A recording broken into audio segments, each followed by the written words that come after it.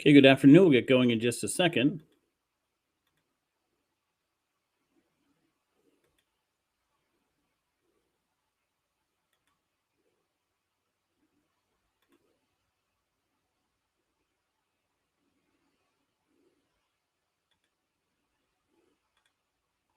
Hope everyone had a good day. It was hot.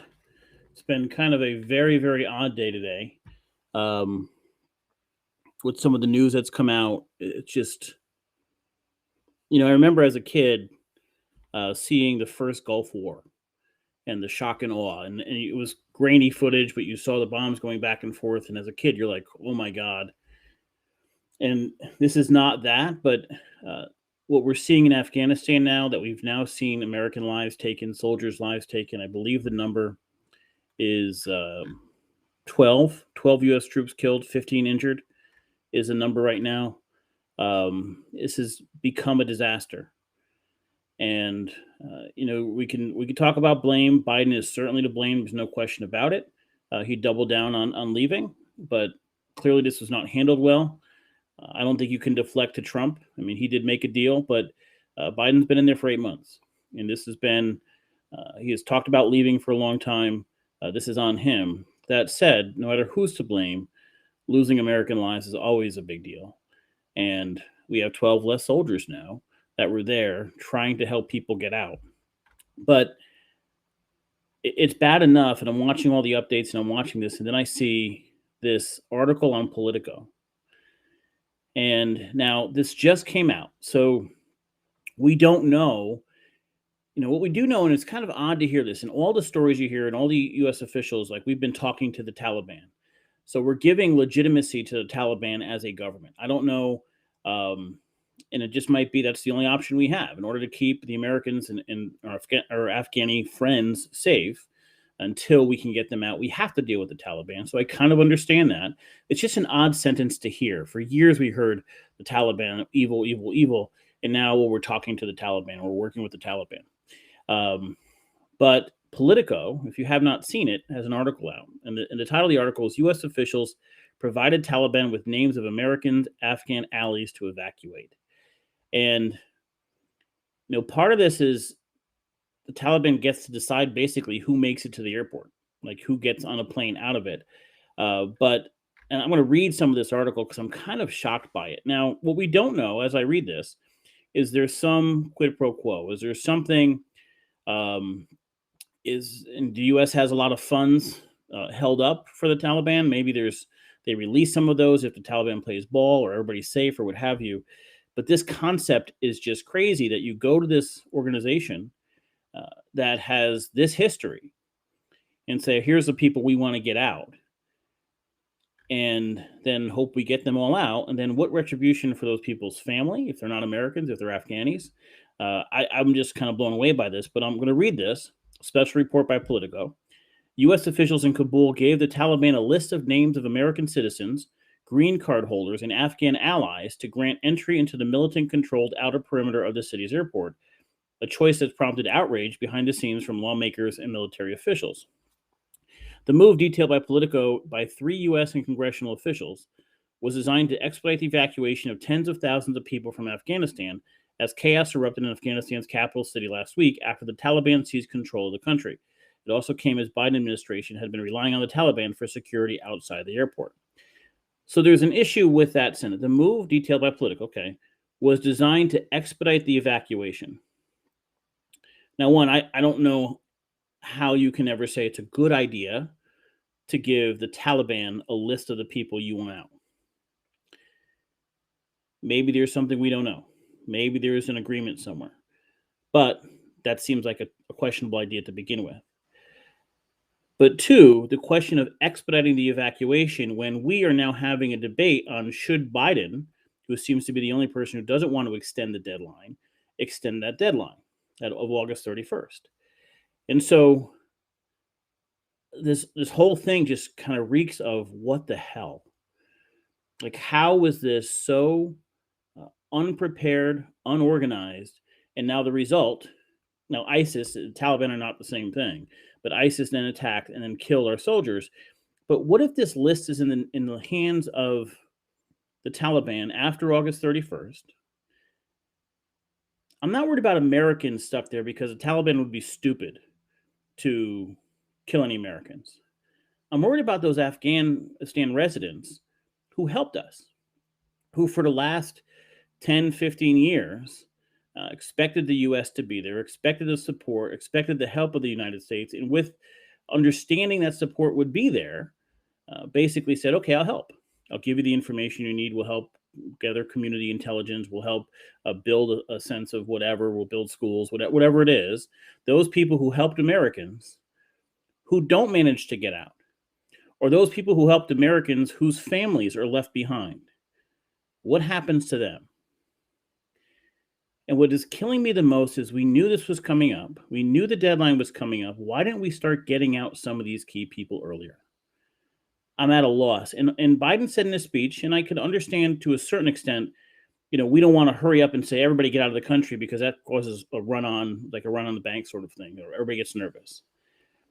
But could you have gotten some of those key, again, I'm not so worried about the Americans because I can't see the Taliban being stupid enough to kill an American, especially now. If they want any legitimacy on a world scale, they're not going to touch an American. But the Afghanis that helped, the Afghanis that even if they get out, their families may be behind, and family members may be behind, their friends may be behind, certainly be open to retribution. You couldn't get those people out. This is such a disaster. And I'm kind of shocked reading this article. The decision to provide specific names to the Taliban, which has a history of brutally murdering Afghans who collaborated with the U.S. and other coalition forces during the conflict, has angered lawmakers and military officials. Basically, they just put all those Afghans on a kill list, said one defense official, who, like others, spoke on condition of anonymity to discuss a sensitive topic. It's just appalling and shocking and makes you feel unclean. Spokesman for the U.S. Central Command declined to comment. This is spectacular. And, I would say, a Biden supporter. I think he's a reasonable guy. He certainly has a ton of foreign policy experience. He was on the committee for years. But this just seems incredibly botched.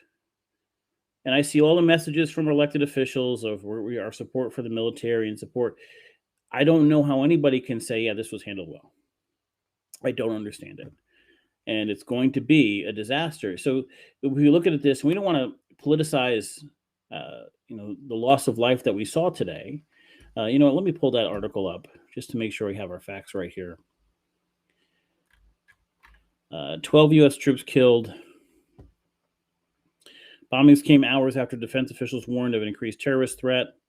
A dozen U.S. troops were killed and 15 injured on Thursday when ISIS militants set off 2 bombs outside Kabul's main airport. Thousands of people have been gathering in recent days amid a massive evacuation effort. The problem is it doesn't tell us how many other people were killed, if others were killed. The attacks from ISIS, deadliest U.S. casualty event since 2011. An ISIS militant wearing a suicide vest was responsible for the first bombing, detonating 5 p.m. local time. ISIS gunmen then opened fire on the crowd. Holy shit. 3 sources said U.S. troops returned fire soon after. NATO troops were ordered to leave the airport gates immediately due to the threat of additional attacks. So we have no idea how many people are actually dead. Videos of the scene viewed by Politico showed dozens of bodies strewn across the Suez Canal and the surrounding banks outside Kabul's main airport, which President Joe Biden has warned was vulnerable to terror attacks in recent days. This is a disaster. Absolute disaster. It's hard as an American to accept that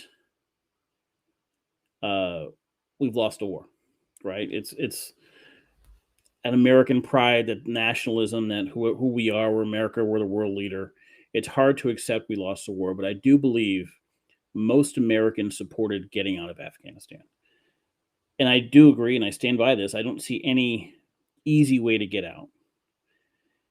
It just seems so haphazard. It seems so disorganized. And for Biden, from a political standpoint, it's kind of common that a president gets in and then loses the Senate or Congress in the midterms. Already the House was up for grabs. The Senate's kind of up for grabs. And this is bad. This is, and Biden's approval ratings are dropping. He's going to drop 10, 15 points on this. This is really, really bad. And it just seems, I don't know how you answer this question. How are we so ill prepared for this? How did it happen so fast? And I get that the Afghan army didn't do anything. They put their guns down and ran away. I get that the Afghan government did nothing. We built it. We should have known that was going to happen. But I get, his statement that how do you fight for a country that refuses to fight for themselves? I understand that. When this country was born, this country fought. I get that logic. But we're the world leader in intelligence and in power, and we seem unbelievably ill prepared for what's happening here. And I'm not saying our military is doing a great job getting people out. They're under no question amazing stress. They're doing their job. It's our leaders that have left them behind, that have failed us. And Biden has some serious questions that need to be answered on how is this happening? How is this taking so long? How are we ill prepared? And I'm going to tell you, we've now lost American lives. In the next, I'm going to say 6 to 10 weeks, you're going to start seeing the stories on Vice. You're going to see the stories on CNN. You're going to start seeing of Afghanis that supported the U.S., that helped the U.S., that are dead, tortured, their families killed. You're going to see that. And this is going to be a lingering thing for years. This will not be gone by the next election. These pictures will be all over the next election. They will be part of what we see. They will be part of the same as the fall of other countries, leaving other countries. This will be part of us. This is a disaster. And I'm kind of shocked by it. I'm shocked that somebody with this level of foreign policy experience has dropped the ball so much on this. I want to read some of these comments. David, last week Biden promised a swift, forceful response if this happened. We'll see if that was true. So here's the problem. And he did promise that. We went into Afghanistan as part of a swift, forceful response. It took 20 years once we were in. If we respond militarily, you can't do it before the people are out. So what do you wait after you wait a week to bomb something? And our biggest concern now is the Taliban's in here. So you have a bunch of people who have benefited from America's power there for the last 15, 20 years. You have women who have certainly benefited from that power. And your retaliation for this is to what? To drop a bomb on those people? Short of putting boots on the ground and going to war with the Taliban, and this is not the Taliban attack. ISIS is taking credit for this attack. It's not a question of where it's coming from. So what do you do if you're America? So now you have a situation as Americans where we botched the removal from here. It's ugly. It looks terrible internationally. Our eyes in the world are, our view of other countries' view of us is changed now. Could yell about Trump all you want, but this is ugly. You're not going to go start another war.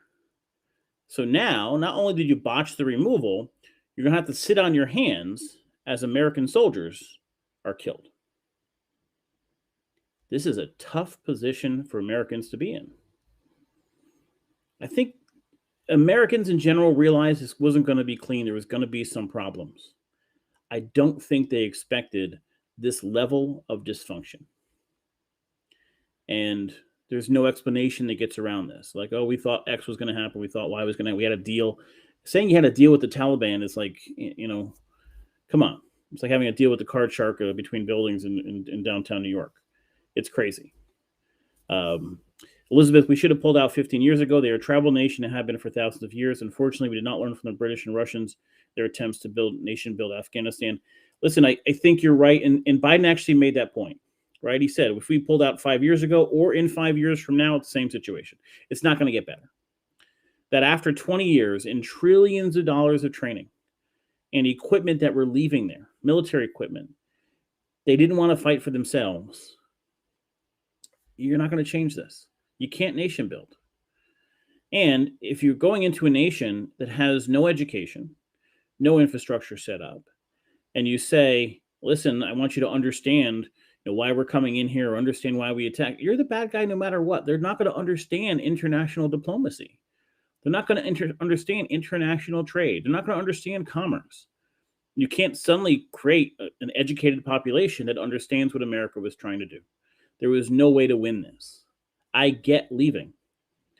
What I don't understand, and what I think the rest of the world isn't going to understand, is how did you do this so haphazardly?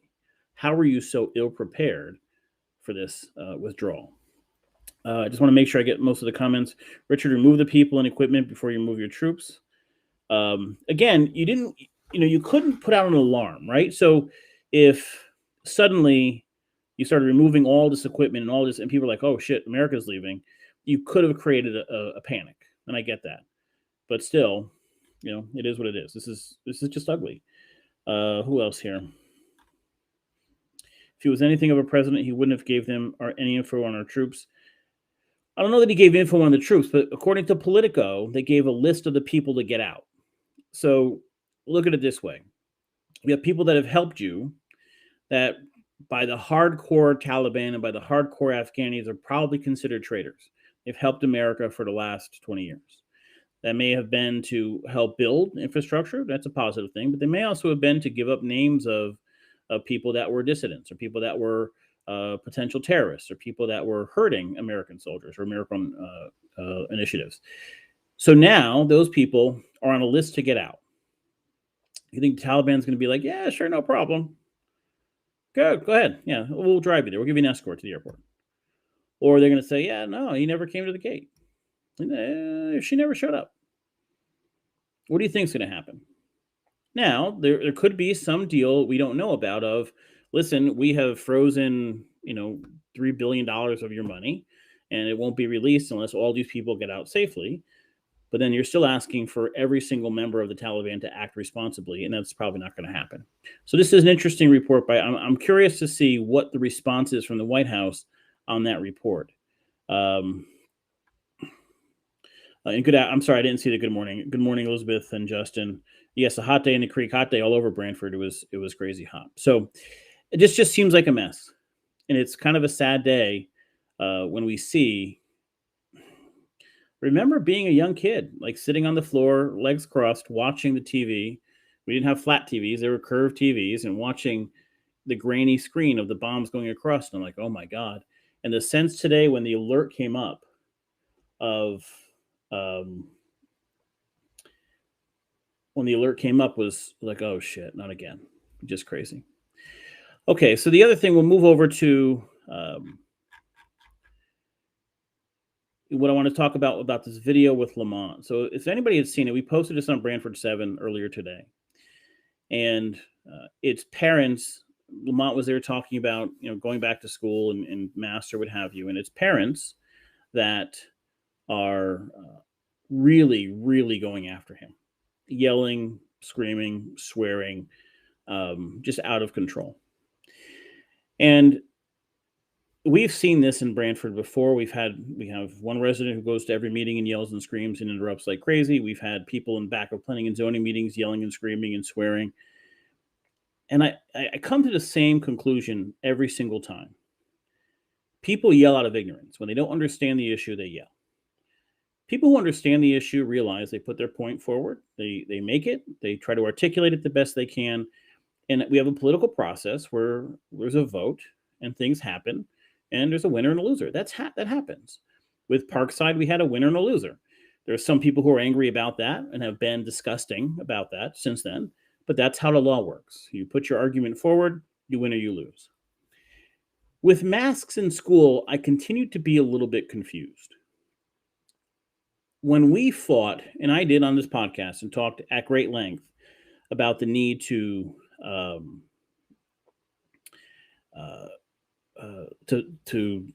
go back to school, to get kids back in school, realize the issues and the mental issues they were going through, how difficult it was for parents to have kids learning from school, learning on a computer, staying focused on a computer. We understand that. The idea at the time of having to wear a mask, nobody gave a damn about.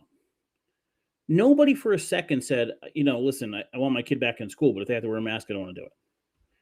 That was only 4 or 5 months ago. So why is the world coming to an end where 4 or 5 months later they're saying, all right, just wear your mask? I'm confused as to, they're talking about, we're gonna be sick and the germs are in there. And I think science has shown us that the mask helps. You can question how serious this is if you want. That's all fine. That's all part of the discussion. Remember, Lamont, when he talked about each town, said the town can make their own decision. So there was some opening for yes or no on masks. Our school came out really quickly and said, we're going to have masks to start. But 4 or 5 months ago, they were so desperate to get back to school, they would have gone in hazmat suits. And now you have parents yelling and screaming and insulting and acting like a fool on camera in front of children to the governor of the state. Now, I wasn't a Donald Trump fan, but if I was ever invited to the White House by Donald Trump, the first thing I would do is get in the car and drive to the White House. He's the president of the United States. You don't have to like him. That not my president bullshit was bullshit. He's a president. I didn't vote for him. I didn't support him, but I would relish an opportunity to go talk to him about ideas, politics, whatever. We still have a governor. And the governor is in a situation that very few people have been in before, trying to get through a pandemic, listening to doctors, listening to scientists. And at the least, one of the minimal things you can do is wear a mask. You want to fight over taking the pill? So be it. But how hard is it to ask a kid to wear a mask? And I'm going to tell you, I've heard no complaints from kids. Now, I understand there's certain people that the hearing issue I get and needing clear masks. I understand some of those things. In some cases, the teacher should be able to take it off. Those cases, there are exceptions, no question. In general, why is it such a big deal that you are yelling and screaming like a madman, like an idiot, embarrassing yourself and embarrassing your kids when they really doesn't matter? Most kids put the mask on and don't care. They're loud enough, you can hear through it. So I continue to be confused by a group of people. We have it on other issues, and they yell and scream. At the end of those, I kind of felt the same way about Parkside here in Brantford, the affordable housing project. Is that at the end of the day, you may not like the project. Your life's not going to change. Your house isn't going to be devalued. If anything, the building's going to be nicer, probably be valued more. Yet we go crazy and we yell and scream and go nuts and insult people, and we act like we're doing something good. You know what those people do afterwards? They get in a circle and they praise each other. Man, you told him. Man, you really got to him. And they go on Facebook pages where they all agree and they pat each other on the back. How did that help? And you're wondering why your kids act a fool? Because they watched you. When I was a kid, there was this commercial on TV where a father, I guess, found drugs in the boy's bedroom. And he goes, "Where did you get this?" And he's yelling at the kid, "Where did you get this?" And the boy goes, "You." When your kid acts like an idiot and he gets in trouble and he's yelling and screaming and bullying somebody else, and he's in trouble at school and he comes home and you say, "Where did you learn to do this?" The answer is you. You were the idiot that attacked the governor. You were the idiot going to meetings and yelling like an idiot. You're the person that we had someone at a meeting recently who ended with, "Well, I'm not going to threaten," but you're not going to, wait, what? I'm not going to threaten over masks? You should be threatening over anything but over masks. What are you, 5? Apparently not, because the 5-year-old doesn't have a problem with the masks. It's just amazing to see that video. That I had heard that he was attacked. I had heard that people were yelling at him. At the end of the day, seeing the video is such a drastically different thing. And it's just an amazing couple days of things coming out and stories coming out. And then on top of this, the most important is clearly Afghanistan, clearly the loss of our troops. Our hearts go out to those families. But this drastically changes what's happening over there. And America has a big decision to make on how to move forward. An interesting day. So I was watching the market at the same time, watching what's happening in Afghanistan, and what a disaster, what a mess. So I hope our troops remain safe. I hope those that helped us through these last 20 years that are Afghanis, that put their lives on the line to help us, that may have put relationships on the line to help us, that they get out safe and they have a place to go. And I know there are some conversations about bringing some families to New Haven. I know there was a conversation recently about bringing a family to Brantford. I know a few RTM members were talking about that. I think that's in the works. And that's a good thing to see. If we can all have a part in getting those out that are refugees from those countries that helped us, that helped Americans, that's a good thing, and we should welcome them with open arms. Okay, that's it for today. I hope everybody stays as cool as humanly possible. We'll be back on Monday at 4 o'clock. As always, if there are questions, if there are discussions, or there's something you want me to research and talk about, come on. I have been, everybody sent me, I'm not kidding, like 15 people sent me the Bari Weiss podcast. Bari Weiss was the editor of the New York Times who left, started her own, and it's a really good podcast about critical race theory. Some of the points I agree with, some I don't. I'll talk about that in a little more detail on Monday and what's happening in Guilford. We haven't had this critical race theory discussion yet in Brantford. I don't know that we will. What's happening in Guilford is pretty simple, in my opinion. There's this fight over critical race theory, but I have yet to see any evidence that critical race theory is actually being taught in Guilford schools. Any discussion of race is not critical race theory. So we don't let our kids get indoctrinated, and I'm seeing from those candidates, don't indoctrinate our kids and don't teach CRT and don't, teach white guilt or whatever it is. And all I'm saying is, okay, can you give me an example? Can you tell me something that was taught that you feel is critical race theory? Because normal discussion of race is not critical race theory. Normal discussion of our nation's history is not critical race theory.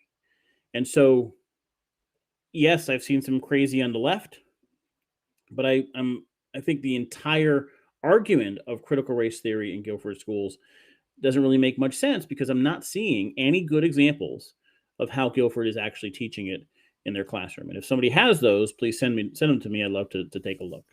That being said, guys, I hope you have a great weekend. Stay cool, and I will see you on Monday at 4 o'clock. Have a great night.